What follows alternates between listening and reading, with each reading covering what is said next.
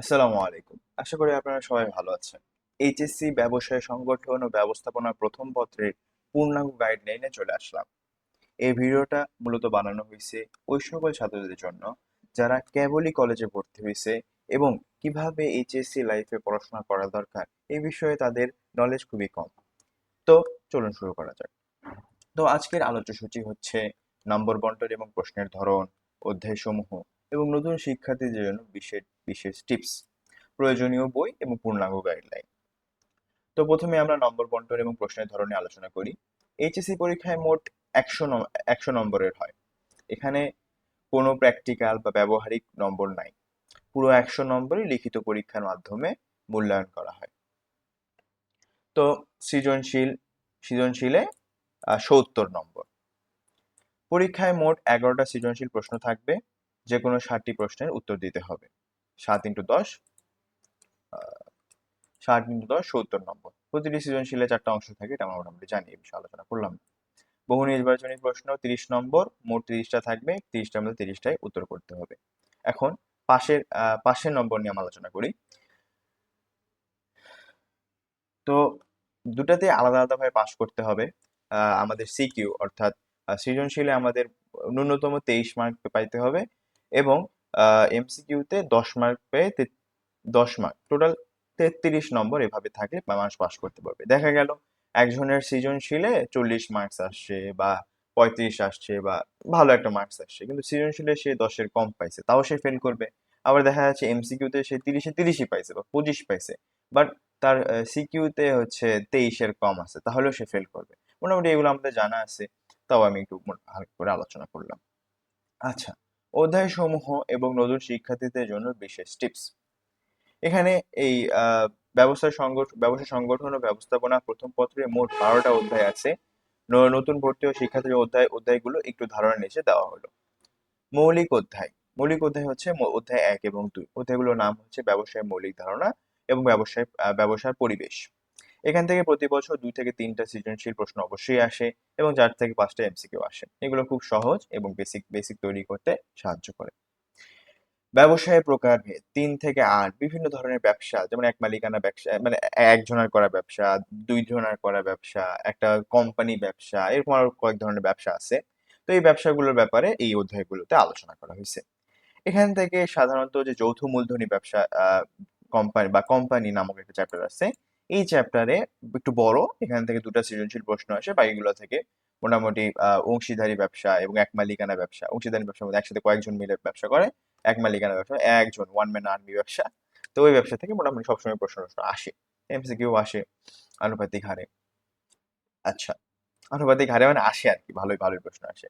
আধুনিক আধুনিক ব্যবসা ও প্রযুক্তি চ্যাপ্টার 9 থেকে 12। এখানে মোটামুটি এখানে 4টা চ্যাপ্টার আছে। ব্যবসায় সহায়ক সেবা, ব্যবসায় নীতি, এই ধরনের চ্যাপ্টারগুলো আর কি।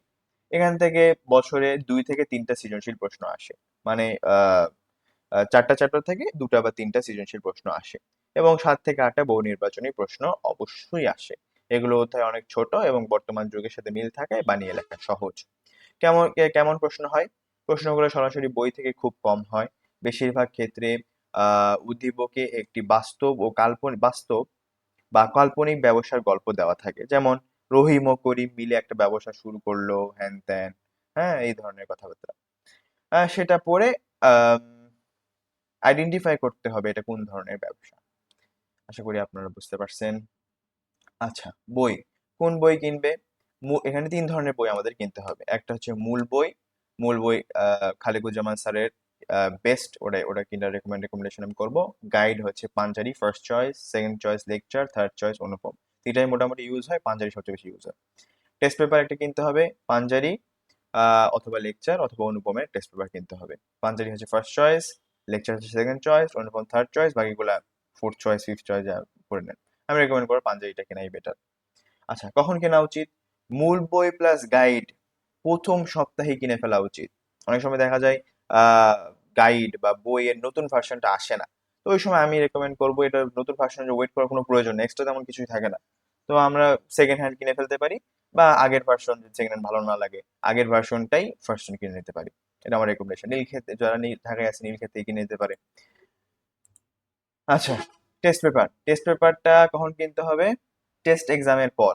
আমাদের যখন টেস্ট এক্সাম হয়ে যাবে, টেস্ট পেপার আসলে কি থাকে, বিগত বছরের প্রশ্ন, মানে রিসেন্ট রিসেন্ট যে বিগত বছর প্রশ্নটা থাকে, এবং হচ্ছে 2 বছর প্রশ্ন থাকে, এবং টপ কলেজগুলোর হচ্ছে টেস্ট পেপারের কোয়েশ্চেন গুলো থাকে। ঠিক আছে, এটা আমাদের টেস্ট এক্সাম যখন হয়ে যাবে দ্বিতীয় বর্ষে উঠার পর, তখন আমরা কিনবো। তো প্রথম বর্ষে আমাদের মূল বই প্লাস গাইড, দ্বিতীয় বর্ষে টেস্ট এক্সামের পরে টেস্ট পেপার, এটা কিনতেই হবে, কিনতেই হবে, কিনতেই হবে। যে কিনবে না সে পড়াশোনা পিছিয়ে যাবে। ঠিক আছে, তো বই কিনা নিয়ে কোনো যেন আমাদের ইয়া না থাকে, অনীহা না থাকে, বা অবহেলা না থাকে। আচ্ছা, এখন একটা পূর্ণাঙ্গ গাইডলাইন আলোচনা করি। প্রতি চ্যাপ্টার কিভাবে শেষ করবো এটা নিয়ে আলোচনা করি। প্রথমে অনলাইন অথবা অফলাইনে ক্লাস করবে এবং হ্যান্ড নোট বানাবে। ঠিক আছে, তারপর ক্লাসে পড়াগুলো ছোট ছোট ছোট ছোট পয়েন্ট আকারে, মানে বিস্তারিত লেখার প্রয়োজন, ছোট ছোট পয়েন্ট আকারে পরীক্ষার আগে পয়েন্ট আকারে লিখে রাখবে। পরীক্ষার আগে পুরো বই রিডিং করা যায় না, এই জন্য এই নোটগুলো আমাদের ওই সময় অনেক কাজে লাগবে। তারপর কি করবে? Class class note, hand note করলো। তারপর তারপর বাসায় এসে বাসায় বাসায় থেকে মূল বই রিডিং করবে। এখন একটা কথা, মূল বই অনেক ইনফরমেশন থাকে, বিস্তারিত থাকে, A to Z line by line সবকিছু পড়ার প্রয়োজন নাই। মেন পয়েন্ট মানে সংজ্ঞাটা পড়লাম, বা ওই ওই রিলেটেড এক্সট্রা কিছু ইনফরমেশন আছে কিনা এগুলো আমরা পড়ে নিলাম। এদিক সেদিক হ্যান ত্যান কি আছে এত কিছু পড়ার প্রয়োজন? এটা মূল কারণ হচ্ছে, প্রথম একটা স্টুডেন্ট যখন হচ্ছে বই রিডিং করে তখন সে জানে জানে না যে কোন কোন সংজ্ঞাটা ইম্পর্টেন্ট, কোন টপিকটা ইম্পর্টেন্ট, কোন ইনফরমেশনটা ইম্পর্টেন্ট, কোনটাতে এক্সাম, কোনটা এক্সামে আসে, কোনটা আসে না। এরা না জানিয়ে যদি রিডিং পড়া শুরু করে এবং লাইন বাই লাইন পড়া শুরু করে, তখন তারা সবগুলো কোনটা কোনটা ছেড়ে কোনটা পড়বে সে নিজেও জানে না, এবং বই অনেক ইনফরমেশন থাকার কারণে সে অনেক সময় নষ্ট করে ফেলে। তো এটা সময় নষ্ট করার একটা বড় অস্ত্র, মানে A to Z রিডিং করা। তো আমি বলবো A to Z রিডিং করার প্রয়োজন নেই, হালকা একটু বুঝলাম না যেটা বোঝার জন্য এই ওইটুকু প্রয়োজন, তার বেশি প্রয়োজন নেই। আচ্ছা, তারপরে কি করবে? গাইড খুলে বিগত বছরের প্রশ্নগুলো দেখবে, সংজ্ঞা মুখস্থ করবে, কঠিন MCQ মুখস্থ করবে এবং দাগায় রাখবে। আচ্ছা, থিওরি বিষয়ে ভালো করার মূল চাবিকাঠি হচ্ছে সংজ্ঞা মুখস্থ রাখা। সংজ্ঞা একদম ঠোঁটের আগায় থাকতে হবে। আচ্ছা, শুধু একটা কথা, শুধু রিডিং পড়ে সৃজনশীল ধরা যায় না, তাই গাইড এবং টেস্ট পেপার দেখে উদ্দীপক বোঝার প্র্যাকটিস করতে হবে।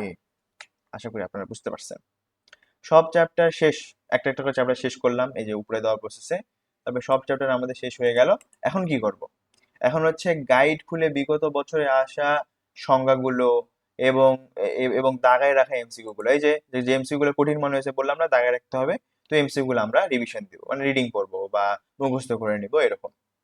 আচ্ছা, তারপর আমাদের দ্বিতীয় বর্ষ চলে আসলো। তারপরে আমাদের হচ্ছে টেস্ট পেপার আমরা কিনে ফেললাম, বা টেস্ট এক্সাম হয়ে গেল। তারপরে ধামাধাম আমরা মডেল টেস্ট দিব বা মক টেস্ট দিব। নিজে নিজে বলবো, ঘড়ি ধরে বসবো আর এক্সাম দিতে থাকবো। যত বেশি এক্সাম দিব তত বেশি আমাদের ভালো হবে। এখন একটা জিনিস, এখানে সময় সময় মেনটেন করতে হবে। অন্যান্য সাবজেক্ট যেমন অ্যাকাউন্টিং, বাংলা, ইংরেজি, তারপরে ICT, এগুলো হচ্ছে হার্ড সাবজেক্ট ব্যবসায় শিক্ষা স্টুডেন্টদের জন্য। ওইগুলোর জন্য ওগুলোও মক টেস্ট দিতে হবে, প্লাস এটা সময় রেখে, যতখানি সময় পাওয়া যায় একটা নির্দিষ্ট সময় আমরা এটাতেও এক্সাম দিব। যত বেশি এক্সাম দিব তত আমাদের জন্য বেটার। এক্সাম না দিতে পারলেও যদি এক্সাম 2-3টা দিতে পারি, বাকি রিডিং করবো, দেখবো অ্যান্সার গুলো কিভাবে আসছে, অ্যান্সার গুলো কিভাবে করছে, অ্যান্সার গুলো কি ছিল, এটা অন্তত আমরা করবো। মিনিমাম 5 থেকে 10টা মক টেস্ট দেওয়ার চেষ্টা করব। যে যত দিবে তার রেজাল্ট তত ভালো হবে। কি কি বর্জন করা উচিত? আমাদের উদ্দীপক মুখস্থ করা। আরে ভাই, উদ্দীপক এক এক সময় একটা আছে, উদ্দীপক মুখস্থ করার প্রয়োজন নেই, উদ্দীপক বুঝবো এইটুকু। আচ্ছা, পড়া জমিয়ে রাখা।